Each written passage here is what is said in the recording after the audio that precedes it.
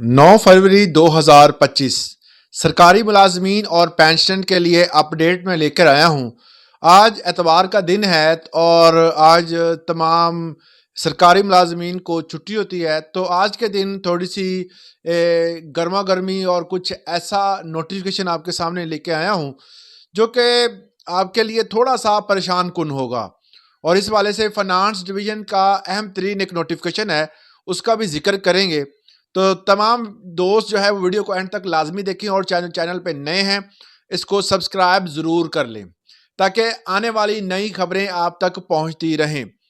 सरकारी मुलाजमीन और पेंशन के लिए अपडेट ये है कि 9 फरवरी 2025 ज़ाहिर है कि पिछले दिनों 8 फरवरी को जो नोटिफिकेशन आए होते हैं, अगले दिन जो है हम आपको उस वाले से अपडेट करते हैं। आज जो है वो एक सुप्रीम कोर्ट का हुक्मनामा सामने आया है।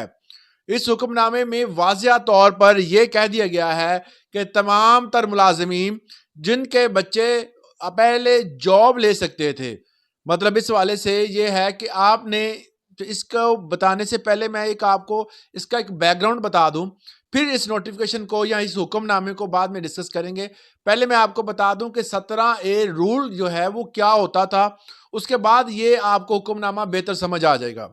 17A रूल जो था ये एक ऐसा रूल था जिसकी बिना पर तमाम तर सरकारी मुलाजमीन अपने, जो भी मुलाजिम रिटायर्ड होता था मेडिकल ग्राउंड के ऊपर या उनकी दौरान सर्विस डेथ हो जाती थी, तो ऐसे मुलाजमीन के जितने भी बच्चे होते थे उनमें से किसी एक बच्चे को या उसकी बीवी को हुकूमत पाकिस्तान क्या करती थी कि उसको जॉब देती थी।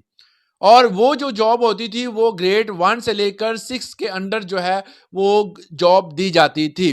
वो उसके हवाले से अगर वो बच्चा आगे मेहनती है या जैसे भी है उसकी क्वालिफिकेशन के हिसाब से वो अपने जो एग्ज़ाम है देने के बाद जो वो जॉब हासिल कर लेता था।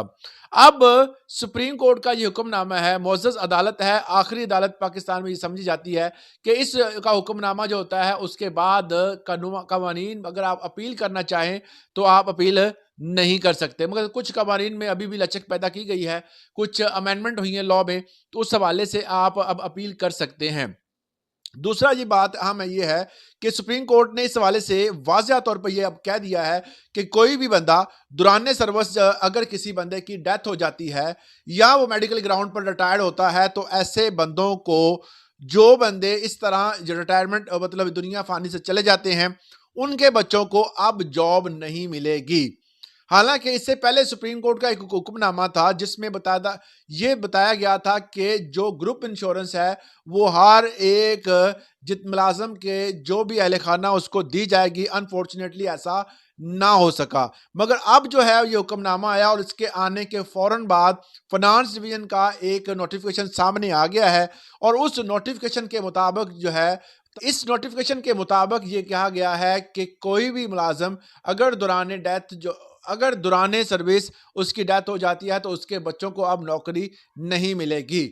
अब ये कानून जो है इस वाले से फाइनेंस डिवीजन ने भी इसका ऐलान कर दिया है। ये एक बुरी खबर है। इस वाले से आपको पता है कि इस वाले से सरकारी मुलाजमीन जो है वो पेंशन रूल के तब्दीली के हवाले से और इसके इस तरह के जो नोटिफिकेशन आ रहे हैं उनके अगेंस्ट जो है वो धरना देने जा रही थी, मगर इस हवाले से अब जो है वो हुकूमत पंजाब ने ये ऐलान किया है कि हम 144 नाफज करते हैं। कल से जो है 144 नाफज है, किसी किस्म की मूवमेंट नहीं है। अगर कोई भी ऐसा नासाजगार कोई भी ऐसा माहौल पैदा होता है तो हुकूमत पाकिस्तान के जो सिक्योरिटी के अदारे हैं वो फौरी तौर पर जो है उस पर गिरफ्त मजबूत करेंगे, और ऐसा कोई भी नहीं है। 144 का मकसद ये होता है कि 4 बंदे या कुछ 2 या 3 से ज़्यादा बंदे जो हैं अगर किसी जगह पर ग्रुप बनाकर खड़े होते हैं या कोई ऐसी प्लानिंग करते हैं या कोई एहतजाज करते हैं तो उनके खिलाफ कार्रवाई की जाएगी। ये मुल्क की सालमियत को महफूज और मुस्तहकम करने के लिए ये अमल किया जाता है। आमतौर पर जो है वो मुख्तलिफ शहरों में लगाया जाता है, मगर पंजाब के लेवल पर 144 नाफिज है, कोई भी बंदा एहतजाज नहीं कर सकता। इस वाले से आवाम की राय क्या है कमेंट सेक्शन में जरूर बताइएगा। आज के लिए इतना, इजाजत दें, अल्लाह हाफिज।